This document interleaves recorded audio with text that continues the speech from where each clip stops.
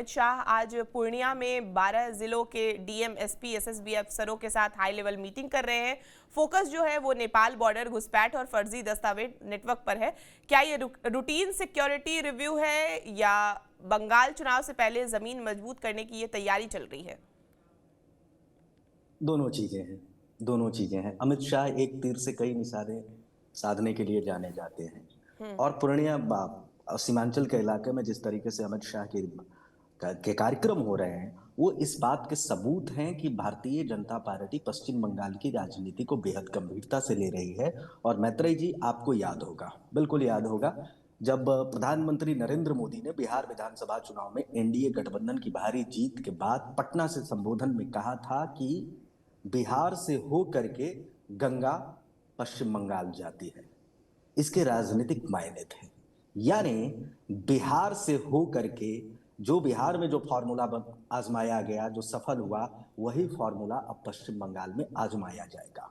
और बिहार में जो जो फॉर्मूले बनाए थे भारतीय जनता पार्टी ने, वो कुछ इसी तरीके से था कि माइनस मुस्लिम राजनीति को साध करके हम बिहार में बड़ी सफलता अर्जित करेंगे। और वैसा हुआ भी था। और यही संदेश देने की कोशिश कहीं ना कहीं अमित शाह सीमांचल के इलाके से कर रहे हैं। और एक चीज ध्यान देने योग्य बात है कि पश्चिम बंगाल में किन इलाकों में भारतीय जनता पार्टी मजबूत है। पता होगा कि उत्तरी जो पश्चिम बंगाल है, वहां भारतीय जनता पार्टी बेहद मजबूत है। और ये जो उत्तरी पश्चिम बंगाल का जो हिस्सा है, वो बिहार के सीमांचल से लगता है।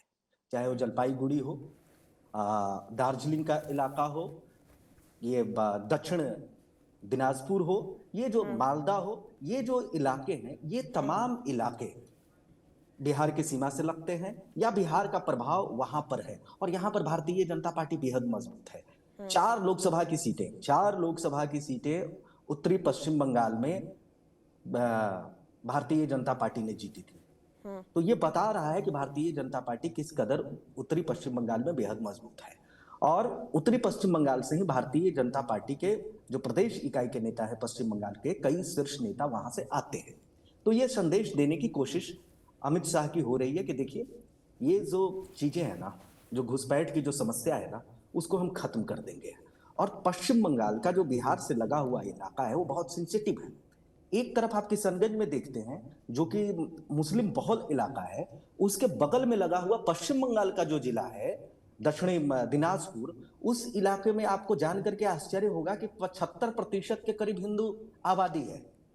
एक तरफ किशनगंज और एक तरफ दक्षिणी दिनाजपुर, दोनों को आप देख लीजिए, एक मुस्लिम बहुल और दूसरा हिंदू बहुल। तो वो जो दिनाजपुर का इलाका है, उन इलाकों में बहुत तेजी से वहां भी डेमोग्राफी बदलने की कोशिश हो रही है मुसलमानों के द्वारा, बाहरी जो घुसपैठिए हैं उनके द्वारा। तो यहां से ये मैसेज देने की कोशिश अमित शाह की हो रही है कि देखिए, हम ये सीमांचल का इलाका नहीं बनने देंगे, उत्तरी पश्चिम बंगाल को नहीं बनने देंगे, दार्जिलिंग को नहीं बनने देंगे, उत्तर दिनाजपुर को नहीं बनने देंगे, दक्षिण दिनाजपुर को नहीं बनने देंगे, जलपाईगुड़ी को। और इसके बहुत व्यापक आपको राजनीतिक मायने निकालने होंगे। और ये देखने को मिलेगा चुनाव के दौरान।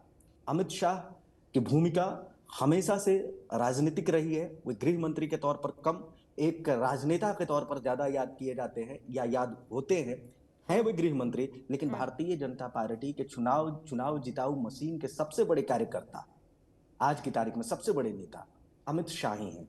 नरेंद्र मोदी के बाद, नरेंद्र मोदी जो चीज सोचते हैं उसको इंप्लीमेंट करने की जिम्मेवारी कहीं ना कहीं अमित शाह पर ही होती है। और अमित शाह उसी अभियान में लगे हुए हैं। वे पश्चिम जो मैसेज नरेंद्र मोदी ने दिया कि बिहार से होकर के पश्चिम बंगाल में गंगा जाती है, यानी वो राजनीतिक धारा की बात कर रहे थे, तो उसको बहाने का, उसको पश्चिम बंगाल में ले जाने का जो कार्य है वो अमित शाह करेंगे। और वैसा करते हुए अमित शाह पूरी निष्ठा के साथ नजर आ रहे हैं। चूंकि मई में चुनाव होना है, मई तक सब कुछ हो जाना है, अप्रैल में ही पश्चिम बंगाल में कायदे से कहिए तो अप्रैल में ही चुनाव होना है।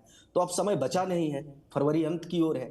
तो बहुत जो कम समय बचे हैं, उन समयों में अमित शाह पूरी राजनीति को साध लेना चाहते हैं। मैत्रेय जी।